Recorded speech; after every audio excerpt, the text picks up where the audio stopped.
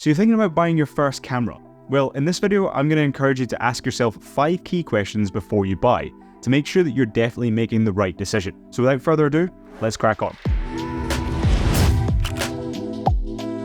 The first question you should ask is, do I actually need a dedicated camera?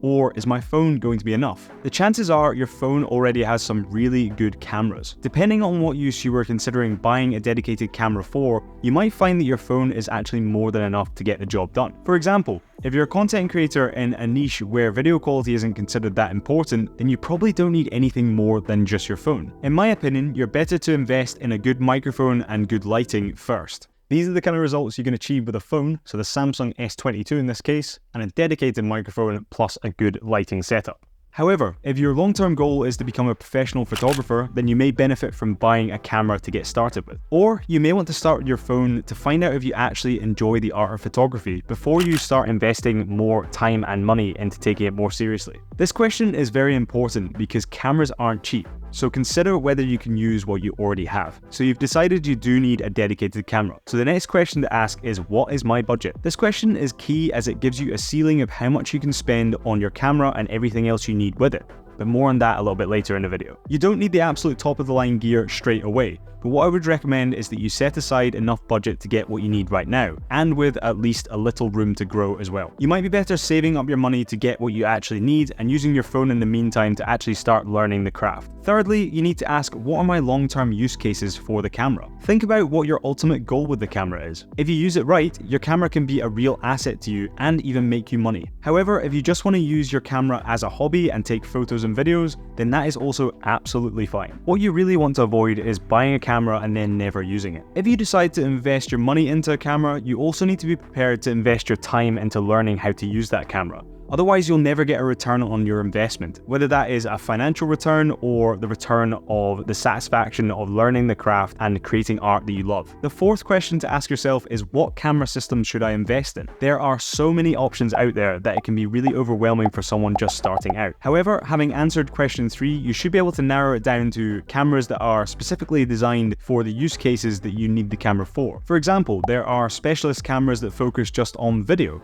And there are also hybrid cameras which allow you to shoot excellent photos and videos, but aren't going to be as focused on one or the other as a specialist camera will be. If you're not 100% sure what you need, I would honestly suggest investing in a hybrid camera so that you can try out photography and videography and decide where your interests truly lie. There are a load of different camera brands you can choose from, and I'm not going to go into too much detail here, but these are the high-level key points, in my opinion, of some of the main camera brands on the market right now. Firstly, but in no particular order, you have Sony. They arguably have the best lens choice on the market, with a huge range of first-party lenses, so lenses that are made by Sony themselves, as well as a load of options from third-party manufacturers as well. They also have a huge variety of camera bodies to choose from, and it's considered that they have some of the best autofocusing capabilities on the market right now. However, the main downside is they can often be a bit lax with firmware updates, meaning that you're left with a camera that feels a bit outdated after a few years, as new technology is put into new cameras, but not brought into their old cameras. I can say all of this from experience, as I've been shooting on Sony cameras for 2.5 years now. Next, we have Canon,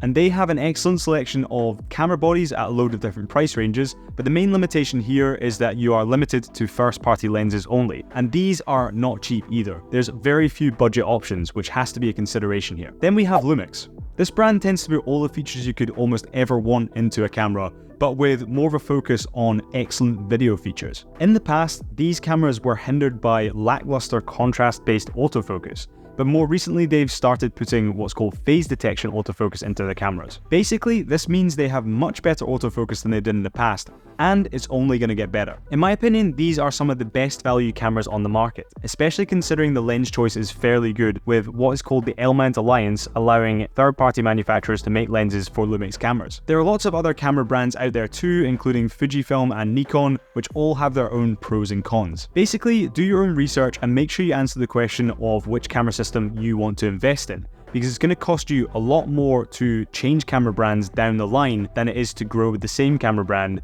because you will have already invested in lenses and accessories for that camera system. The last key question I would encourage you to consider is, what accessories do I need? This is a really important point because people often forget that when they buy a camera, they're going to need a load of different accessories to make that camera work the way they want it to. And you need to remember that the cost of these accessories needs to be built into your budget. Some complete essentials for my workflow are a memory card to use with your camera, some sort of strap or a way of carrying the camera when you're not holding it, a lens if your camera is an interchangeable lens camera, and most interchangeable lens cameras come with what is called a kit lens. This is usually a fairly low quality lens, but it comes really cheap with the camera body. It is the perfect lens to get started with, especially if you're new to photography or videography. You can then look to invest in new lenses as you grow as a photographer or videographer. Next, you may need a tripod, depending on what you're going to be using your camera for. You may need photo or video editing software if you're planning on editing your photos and videos. You might benefit from some extra storage solutions, such as an external SSD for offloading your photos and videos too. And a lens or camera cleaning kit is another essential in my opinion. If you're going to be traveling with your camera, you may need a dedicated camera bag to ensure that your kit doesn't get damaged and that it's easy to access. Lastly, you'll need an external microphone if you're planning on shooting video, as the built-in microphones on cameras are always pretty crap. And that isn't necessarily everything, but just some of the bare essentials in my opinion. I get that this is a lot to think about and a lot to potentially spend as well, but you might not need some of these things initially depending on what you're planning on using your camera for. For example, if you're going to be doing street photography and mainly shooting handheld, you might not initially need a tripod. This will be something that you can buy when you grow into it as a photographer and find that you actually start to need it. If you'd be interested in an in-depth video on the camera accessories that I'd recommend, please drop me a comment down below and let me know. So, once you've asked yourself those questions, you should be in a much better position to make a confident buying decision. But I think a great first camera for someone just starting out is the Sony ZV-E10.